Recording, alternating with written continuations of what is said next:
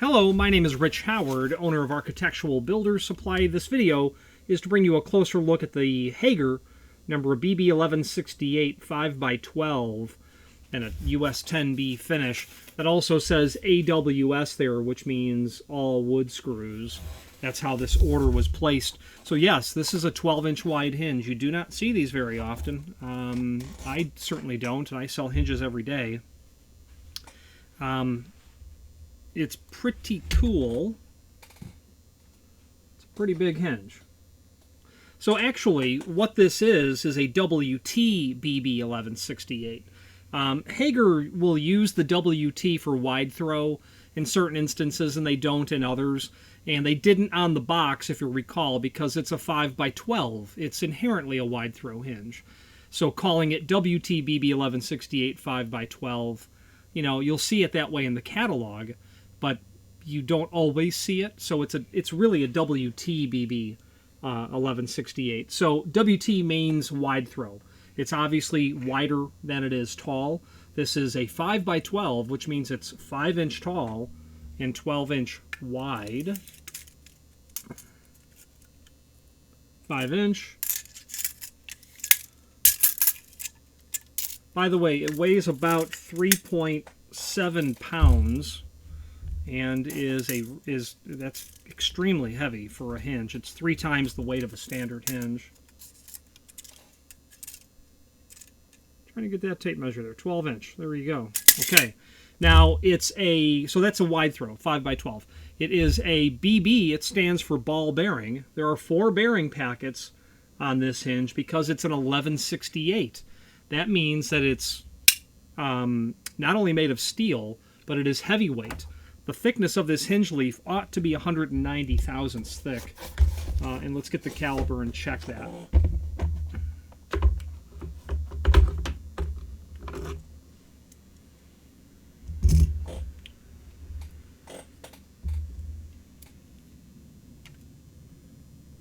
.188, so right on, certainly within tolerance. So a 5-inch tall heavyweight hinge is 190 thousandths is what it is.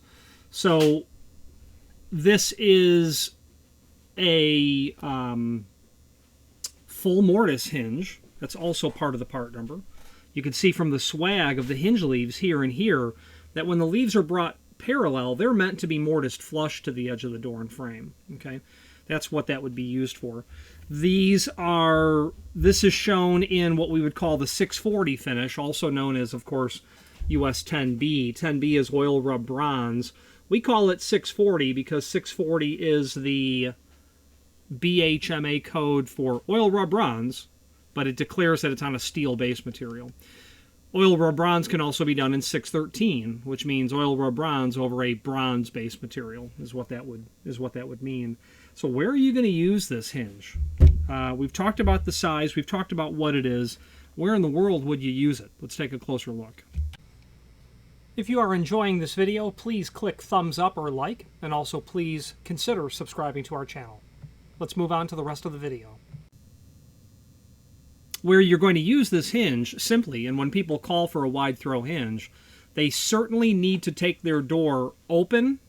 This client happens to have a pair of doors. Open to 90, but go past 90. Generally 180 degrees. In fact, this client's order, there are 6 of them. They do need to open the doors to 180 degrees, make them parallel with the wall so that they're completely open and out of the way of the opening. The cause of this needing to be such a wide hinge is because of how thick the walls are. This is literally a log cabin, and I'll show you photographs in a moment of the application. And very thick wall, whatever it is, 14-inch, whatever the wall thickness is, 16-inch. Well, those doors are set flush to the exterior of the facade on the exterior elevation. Now, the client could use a standard hinge, most likely, possibly a raised barrel hinge if needed, and go to 90 degree without any trouble. Well, they want to go to 180 degree, and it turns out that 12-inch is the proper width of the hinge for this particular application, and we'll talk about how to derive the proper width of the hinge based on the formula. So you can also order this hinge as a standard weight hinge in a steel base. That would be BB1279 by Hager. It'd be the same hinge, but it'd be 140 thousandths. The issue, though, is that wide throw hinges are not load rated. So my opinion is that you want the thicker material so that all the stress points of hanging this door, which will not be heavy at all, this door will not be more than 100 pounds, this hinge is going to fly through that sort of application, of which there are 3 of them. But when you have that vertical axis of pivoting moved out so far, you've got the weight of the door in this area here, but it's being hung, it's being borne by this very offset vertical axis of pivoting. You want the best caliber hinge for the job, and that's why doing a heavyweight would be the preferred choice, because, again, wide throw hinges are not load rated at all. There's no chart that I can go to and say, well, here's the size, here's the thickness that you need based on the width of the hinge, based on the weight and the width of the door.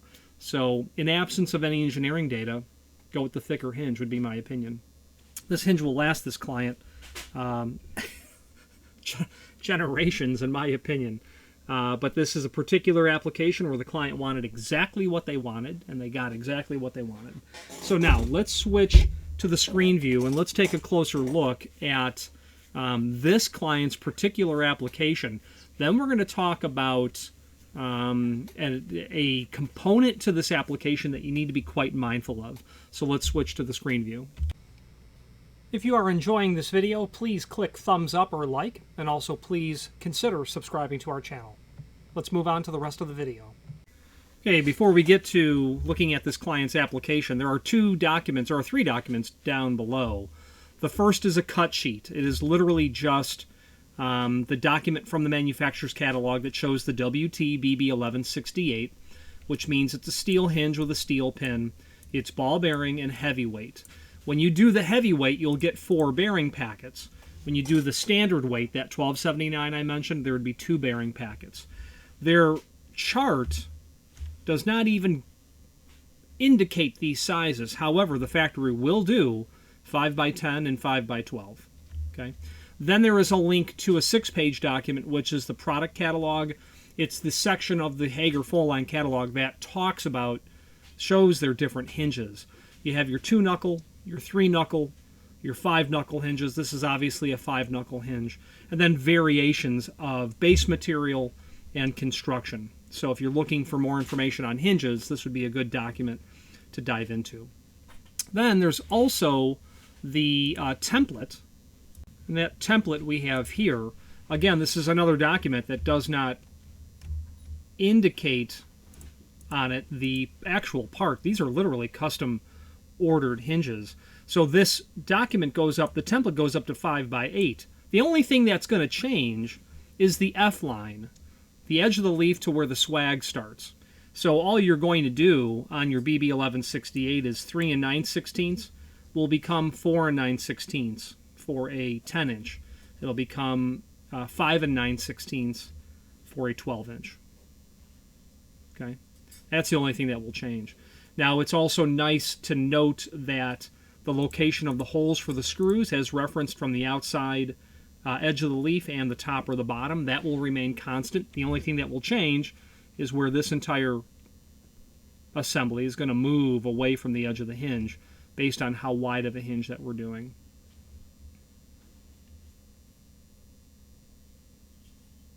Yep, there you go. So very interesting. 4 9/16 and then 5 9/16 for a 10 and a 12-inch wide hinge. Now let's take a look at the client's original application.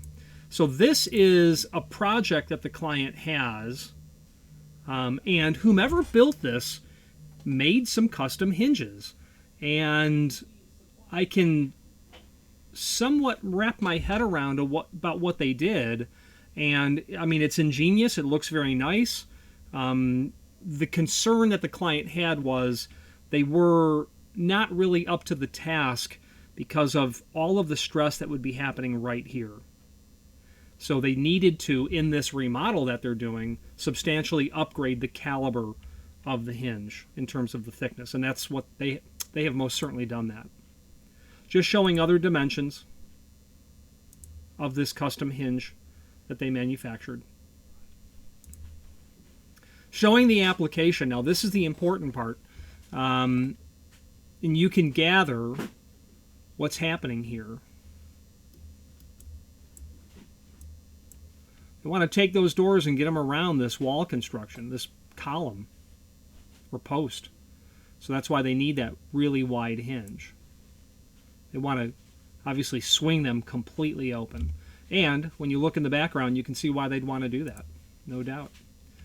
That's a better show on what we're dealing with here in terms of how wide the application is. I think 12-inch was actually too wide for this application, but 10-inch was not the right size either. And I don't recall these dimensions, but we're going to go over the wide throw formula. Actually, we'll go over the wide throw formula right now. Yeah, let's do that. Okay, so our application is something like this. And we have, well, let's just say that this is the jamb. We have our doors here. We have a stop that's here. We have some unknown dimension from here to here, which is called the inset. The dimension from the face of the door to the face of the jamb. Actually, no, forgive me. I'm saying that completely incorrect, and I'm drawing it incorrectly. I apologize. What we actually have is some inset here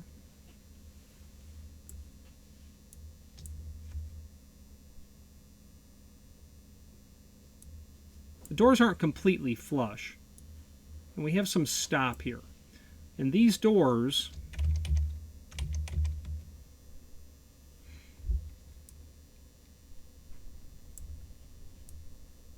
sorry, I'm drawing it incorrectly. I'm going to swing like this. Okay, we have some sort of a stop. I can't see the stop from the outside, but there needs to be some sort of stop here. I'm imagining this. So the inset is the dimension from the face of the door to the face of the frame. So the formula for determining how wide of a hinge we need, and that hinge is going to end up being, you know, something like this. Something like that is the following. It's dt minus hb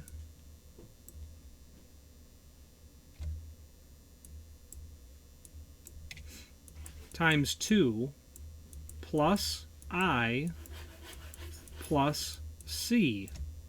I'll just put all that in the bad location. dt is door thickness. How thick is the door? 1.75 is what this door is. The hinge back set. The hinge back set is the dimension of the door that you're not mortising for the hinge. We're going to assume that it's 1/4 inch, which is a standard hinge back set, minus 0.25.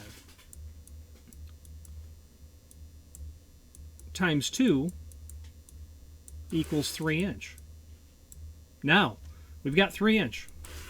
Okay, we add the I and the C. The I is the inset from the face of the door to the face of the frame. The C would be anything that's out here that you need to get around as well.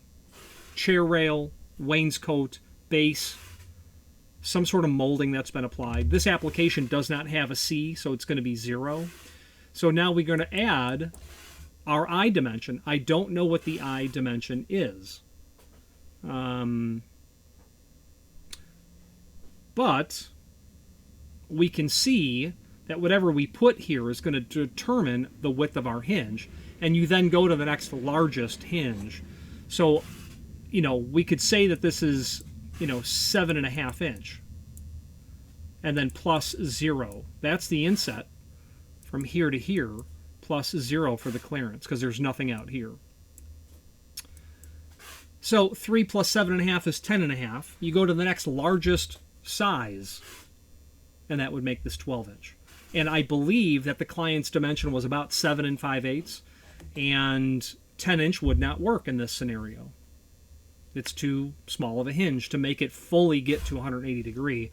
So we went with a 12-inch hinge, and yes, the door will stand further proud from the face of the frame than what's technically necessary. But what's necessary is a let's say an 11-inch hinge. So this will stand out a little bit further than we want it to, but we're dealing with what's commercially available. So that is all pretty important there. Now, there's another important thing that we're going to talk about next. The dimension from the jamb to the edge of the door. As you take your vertical axis of pivoting and you move it out further and further and further,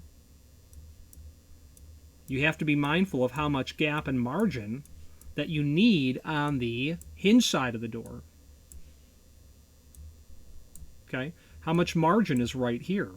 The next part of this video is going to detail exactly the circumstances on this 12-inch wide hinge, so let's take a look at that. If you are enjoying this video, please click thumbs up or like, and also please consider subscribing to our channel. Let's move on to the rest of the video. This video will illustrate what the effect a 12-inch wide hinge has on the margin required on the lock style or strike jamb of the door. Right now what I have drawn here is a 3.0 door.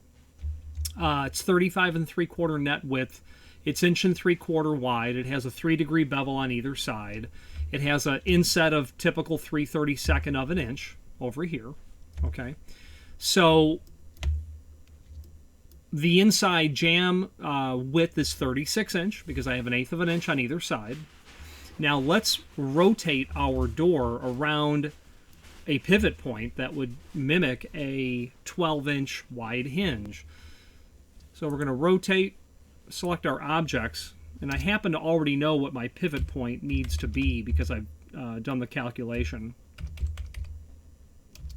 Okay, I've done the calculation based on my origin point is what I'm driving at. So here's the door when it's in the closed position, and this point right here is my 6-inch wide pivot point. Okay, now you'll take note that when I rotate it over here, there's no trouble on the hinge side at all.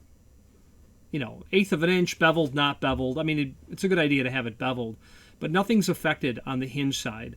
But when we get over to the strike jamb, that's when we're going to have trouble. So what we have here is the door in the closed position. As we rotate that open, you can see that we're going to have conflict right there. So we have a problem, and that problem is going to be how much overlay we have happening there, meaning how too wide is the door, or, you know, that bevel that's on the door is 3 degree. Can you correct this by putting a more aggressive bevel on the door? Well, you can mechanically, but you can't from a hardware perspective because your hardware won't be prepped to be compatible with a 6-degree bevel, something of that nature. So the bottom line is, when you're dealing with a 12-inch wide hinge, you're going to need to accommodate the fact that you have a door that's going to need to be made smaller. So be mindful of that. So we'll lock that in there, and we'll run a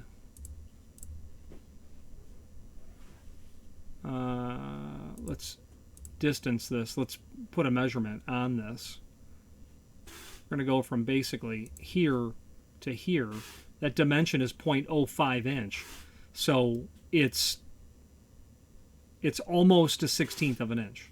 So your door is going to have a minimum margin of 3/16 just to clear technically, but you'd really need a 1/4 inch on the strike side for that to work. Okay, so be mindful when you're using a wide hinge like this that you're going to need some extra room to accommodate that very large pivot point. Now, a 10-inch wide hinge won't give you the same trouble. An 8-inch wide hinge won't give you the same trouble either, but be mindful that you'll have to make some sort of accommodation. If you have any questions on this, please feel free to reach out to us. Thank you. If you are enjoying this video, please click thumbs up or like, and also please consider subscribing to our channel. Let's move on to the rest of the video. Now you can see from that video how that little AutoCAD exercise that we did, how that moving that out really is going to affect how the door moves. And I've had customers call me in the past and said, hey, you know, how wide, you know, what's the width of the hinge before I'm going to start to get in trouble with that margin? And my answer had always been, oh, it's a very large dimension. You know, it's extremely large. I at one time thought it was about 20 inch. Well, it's most certainly not 20 inch. 12 inch is a problem when you've got a typical 1/8 of an inch margin. There's nothing you can do on the hinge side, as I had shown in the video earlier. You've got to just increase the dimension between the edge of the door and the strike jamb over on the lock side. You know, what can be done about that? Nothing really, other than just making that dimension smaller, and obviously being sure that the door is beveled. That will help. Can you cheat a 3 degree a little bit? You can, but your latch bolts are not meant to sit on that sort of angle. They're meant to sit on either a square edge or a 3 degree beveled edge. Now, 120 years ago, bevel was far more aggressive. It was like 1/4 inch approximately. It was 70% more than it is now. But hardware made today is not meant for such a heavy, aggressive bevel. But that could be one way that you would cheat that as well. Because you don't really want such a huge margin, 1/4 inch between the door and the frame. But you do need to be mindful that you have to take accommodation. We are happy to, with your order, provide you hard information through AutoCAD on what needs to be done. 10 inch, I think, is the point where you don't really need to make any theoretical accommodation. But as the door, being wood, most likely, being basically a very dense sponge, it's going to expand and contract. You're going to need to accommodate that. So those particular dimensions we can arrive at for you, and we will be happy to do that. Now, let's talk about this hinge in general, taking out of the fact that it's an epically thick and wide hinge. It's a BB1168 by Hager. That means, again, heavyweight ball bearing, steel-based, full mortise. Options that you can do on this, and I'm somewhat surprised that the client didn't opt for ball tips. As you could see from those images earlier, a decorative tip would have been nice, top and bottom, but this is what they wanted. That's called a button tip. You can use your imagination and see why they call it a button. Okay. The cap down at the bottom will allow you access with a center punch should you want to drive that pin out. The only reason to drive the pin out, in my opinion, is because the way that you're going to hang the door, you'll separate the leaves, get the door leaf on the door, get the frame leaf on the frame, bring all that together, and then carefully tap your pins down, is why you would separate that. And that's typically what would be done. That's how I would hang a door. Now, the security options are available. If you have this door and it swings out rather than in, you can add a non-removable pin where they're going to, in the barrel of the hinge, drill and tap a hole for a set screw. In the pin itself, there will be a groove cut so that when you loosen the screw, drive the pin down, tighten that screw is going to all but prevent you from having the ability to drive that pin out. I've tried. It's not a realistic way to get the door off the hinges. So outswing doors should have a non-removable pin component, or a security stud can be done as well. You would have a disc that would be mechanically attached over here. On the other side, you're going to have a hole so that when the door is closed, that disc fills into that hole so that even if you drove the pin out, you can't separate the door and frame from each other. So security features are available. Other features could be radius corner, 1/4 inch, 5/8 radius. Obviously decorative tips that we talked about earlier. You can do other options like hospital tips if you needed to for some reason, where they would grind all that down so that you could not loop something over this. Apologies. I couldn't hear what you said. Didn't know you were listening. So that you can't loop something over that, making it ligature resistant to a certain extent. So that can be done as well, especially with a hinge like this. I don't really see how you're going to make this ligature resistant because you're probably going to have a lot of exposed hinge. So I don't know that someone would actually be ordering this unless you're only exposing the barrel, I guess. These are just options that can be done on a BB1168. You can also do this as a BB1199, which is a non-ferrous base material. That includes stainless steel, brass, and bronze. So you can do this hinge on 4 different base materials. If you ordered oil rub bronze, that's going to come on a brass base material, so it's going to be stainless, brass, or steel. But you can do them solid stainless, polished, or satin. You can do them in a brass base material. Your brasses, your bronze, your chromes, your nickels, satin, polished, oil rub bronze, antique bronze with a lacquer, which is US10A finish. So different finishes on those different base materials are available as well. Absolutely, when you're ordering the hinges, specify the screws that you want. This client needed all wood screws. That's the AWS in the part number. And the reasoning to clarify that with the factory is these hinges literally took 2 months to get our hands on, which is not the usual lead time for these, but the usual lead time would be every bit of 3 weeks, every bit. Hager happened to be going through a substantial physical warehouse construction project and moving countless inventory from here to here and needing to get all that set up. Revolutionary, state-of-the-art fulfillment center sort of thing. So it took forever to get these hinges.